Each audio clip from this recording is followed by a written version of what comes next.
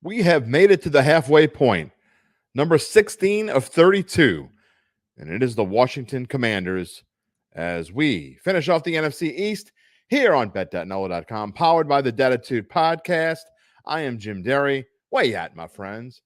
It is Friday already. Where did this week go? It flew by, just kind of like the Washington Commanders. They flew by. 8-1. They started off terrible last year, finished strong, and they got a new quarterback this year and a new offensive coordinator. Will it be enough for them to make the playoffs? Well, let's talk about it. Coming up next.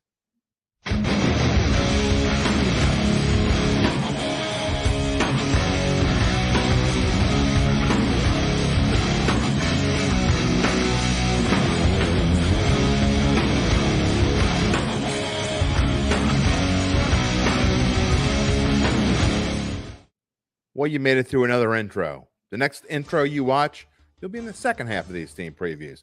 Going to the AFC East next week should be a lot of fun. But let's finish off the NFC East with these Washington Commanders. And, you know, I would say that even though they finished fourth in the division, finished 8-1, were the only team in the division not to make the playoffs, I think some would have to say, in fact, almost everyone would say that the Commanders were quite a surprise, considering that I think most, if you looked, predicted 5 wins, 6 wins for this team.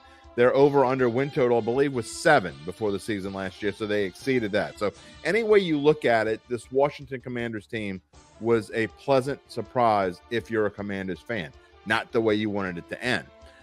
You went into the season, you know, this year is kind of feeling very similar. I don't think there are too many people that expect this team to win a ton of games, and if you look and see the screen that their over-under win total is actually less than it was last year going into the year, 6.5, and you're getting juiced to the under. So going into last year, you had Carson Wentz as your quarterback. This year, you have Sam Howell as your quarterback. Does anyone think that Sam Howell is the future of these Washington Commanders? I mean, maybe some diehards do, and maybe Sam Howell's mama does, but that's probably about it. They didn't go sign Jacoby Brissett to a 1-year, $8 million deal because they think they need a good backup in case Sam Howell gets hurt. I mean, look, Eric Bieniemy, probably the biggest splash of a change at offensive coordinator that there is in this league. If for any other reason, then we're talking about Eric Bieniemy before we even talk about the head coach of the Commanders, Ron Rivera.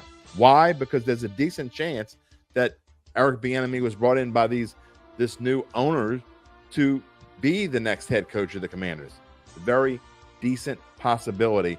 Why do you think he wanted to leave the Kansas City Chiefs and be an offensive coordinator for the Commanders? I'll give you a second to think about it. You done? Okay, well, let's move on and talk about what this team has and what they had last year.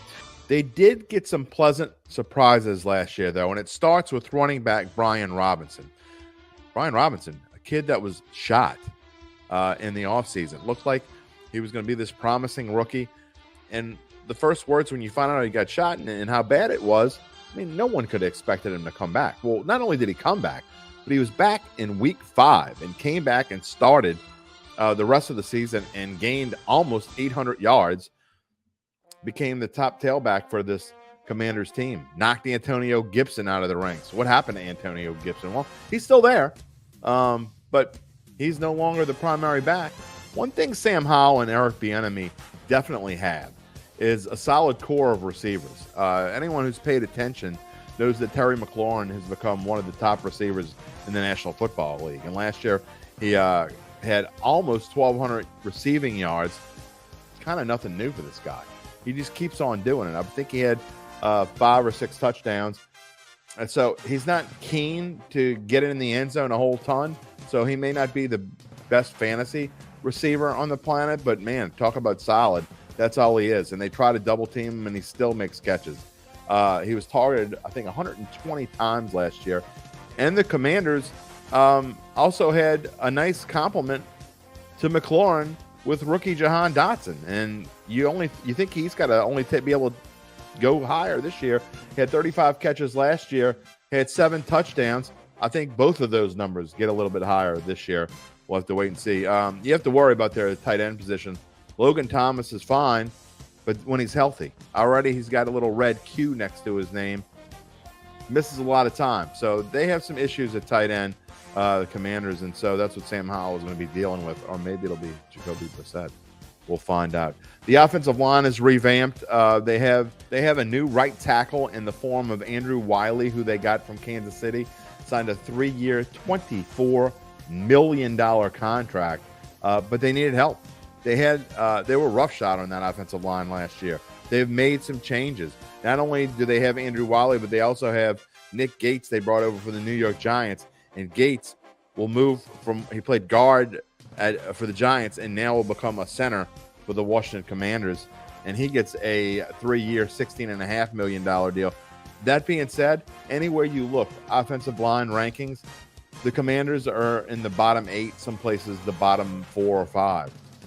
They're going to have to surprise because Sam Howell can't be running for his life, and Brian Robinson is going to have to get find some holes and be able to score. Look, last year, even though he rushed for 800 yards, didn't have a lot of breakaways. He only had 2 touchdowns running the football last year. That's got to improve greatly for this team to be any better. The defensive side of the ball, you see the numbers on the screen. The Commanders were great. They were 4th against the pass. They were 3rd overall, and that was without Chase Young from just about all of the season. He only played 3 games last year trying to come back from that ACL injury. Already he's a little banged up. How banged up is he? Well, kind of like all these other injuries that we see in the preseason. Some of them aren't that bad. Some of them linger into the regular season. For Chase Young, he's only played 27 games since being the 2nd overall pick of the 2020 draft. 27 games. That is not even 2 full seasons. So, I mean, again, coming back last year, they kept saying he was going to come back, and he didn't. They have to have him this year. They have to be able to have a pass rush. They have to be able to get to Dak Prescott. They have to be able to get to Jalen Hurts, and they have to be able to stop other teams' running game. Let's look at their schedule and see what we have here. And right off the bat, the 7th toughest schedule in the NFL. 7th toughest in the NFL. They've already got issues, and I can tell you right off, if this team wants to have any chance to improve off of 8-1 and get to the playoffs, it's got to start fast. I mean, to me, most of their wins are all before the November 12th game at Seattle. You better be, the toughest parts is obviously you play Buffalo and you play Philadelphia twice. But other than that, Arizona, at Denver, Chicago, Atlanta, Giants, New England, they have to win almost all those games to me to have a chance. Why? Because look at the second half. It gets much tougher. At Seattle and the Giants, okay, those are winnable games. But to me, after that, at Dallas, playing Miami before a really, really late bye week in Week 14, at the Rams, at the Jets, San Francisco, and Dallas, that is a brutal final 3 games of a stretch. Can the Commanders get through that and find a way to win 9 or 10 games? Because really, maybe if they win 9 games, they might get in. 10 games almost certainly gets them in. It's not going to be enough to win the division. I don't think they have any chance to win the division. Let's look. Drum roll, please. Let's bring it up. 6-11. I just, 3rd in the NFC East. I think they'll be better than the Giants. It puts them right under that number of over 6.5. But to me, there is no best bet for this team. It's the best bet that I could find is the over 6.5. Because I'm certainly not betting any of the other numbers. Again, let's go back real quick and show you these numbers in case you weren't paying attention before. Division title plus 13, 13-1. They play this out 13 times. You think they win the division once? I don't. Conference title plus 4,000, Super Bowl title plus 8,000. I can think of better values anywhere elsewhere. So I just don't see it. I'm not betting anything on this team. So let's move on. We thank you for joining us for the first half of these previews. We will start the second half on Tuesday with the Buffalo Bills in the AFC East. We hope you can join us.